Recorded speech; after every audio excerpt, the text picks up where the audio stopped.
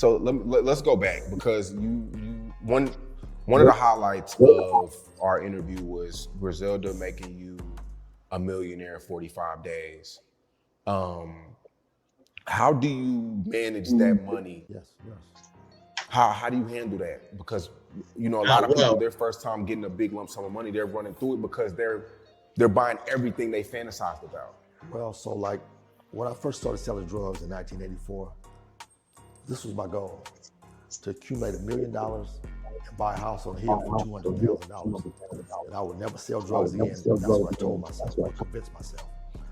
So when I made $1 million, as you alluded to, 45 days after my first visit with Griselda Blanco, so I'm like, damn, if it was that easy, I want another $1 million. So you can never just walk away. So you go get another $1 million? Oh yeah, and it was easier to get the first one. And then the third one is easier than the second one. Yeah. It's a process, over and over and over, but it comes quicker. Mm-hmm. What's your spending habit like at the time? I ain't gonna lie, I ain't never $1 million at a time. I'm pretty sure I planned to, you know what I'm saying? I fucked up a lot. I mean, I wouldn't even call it fucked up. I enjoyed that shit, you know what I'm saying? But, but one thing that, the broken clock, right, twice a day. Once you develop a hustle and you get into the process, the habit of making money and shit, it does become easier because you have a lot more resources than when you first started. So now you just kind of have a steady, flow. You just got to make sure, all the people who kind of help generate that whole process, that whole economic ecosystem is healthy, But see, you was operating in somebody else's ecosystem, despite what you're telling people.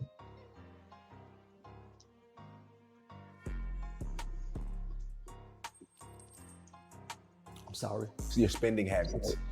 Well, she always told me to refrain from buying high-end items, but I bought a Corvette, several other cars, jewelry, Rolex watch. I had a Rolex President, a few pieces of real estate, which I should have just went all real estate back then. Yeah.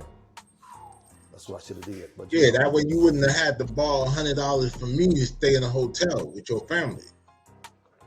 Wish you would have invested in that shit too. I mean, I ain't really missed the $100. I'm just saying, you wouldn't have had to ask.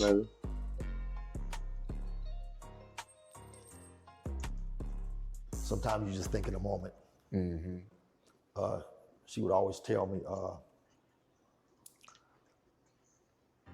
hustle like a millionaire, but pretend like you're broke. So and now, your ass is pretending to be a millionaire. Nigga, using his imagination. While you're hustling because you're broke.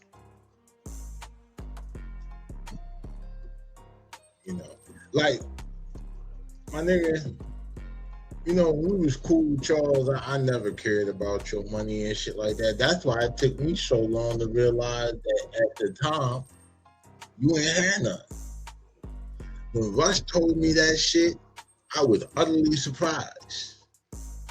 Yeah, I knew you was probably giving him bread too and all that. I'm like, what? I'm like, nah. And so I find out, according to him, like he send me like a G at a time and all that stuff. I'm like, oh, this nigga. The whole time he running around throwing up, mobbing on Earth and shit. Talking about boss mobbing and shit. Then you should have paid the boss, nigga. And where I really got tight with Russ is when I got indicted, right, bro? This nigga, he said, yeah, they don't know what it's like being on lockdown. He said, we really out here fighting cases. This nigga got to sit down for 19 days for a fucking parking violation.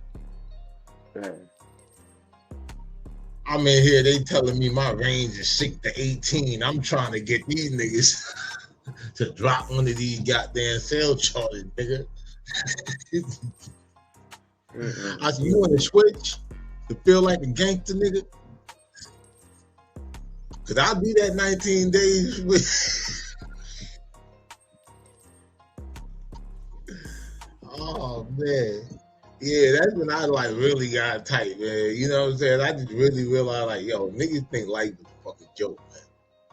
Niggas out here playing, man. Man, shit. She didn't like you becoming flashy. No, she said it brings unwanted attention from not only your enemies but also the federales or the FBI, federal government, DEA, whoever. Yeah. Like, do you slow down? No, because like it's just like with sex or alcohol or drugs, you become addicted to it. You know, you become addicted to it, and every day when you wake up, like, it's time to go get this money. It's time to go get this money. And it comes so easy. So you addicted to the money. You wonder what your son is addicted to? Because I'm wondering what he's addicted to. The boy clearly on some type of drug, boy.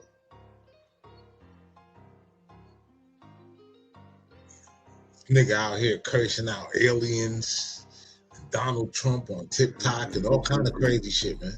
Talking to dead people. Talking to dead people.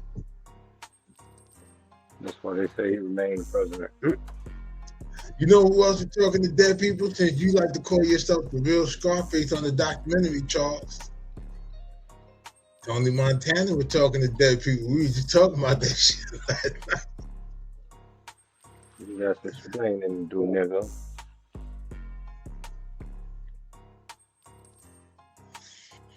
Charles. You are not in charge. That you just can't walk away.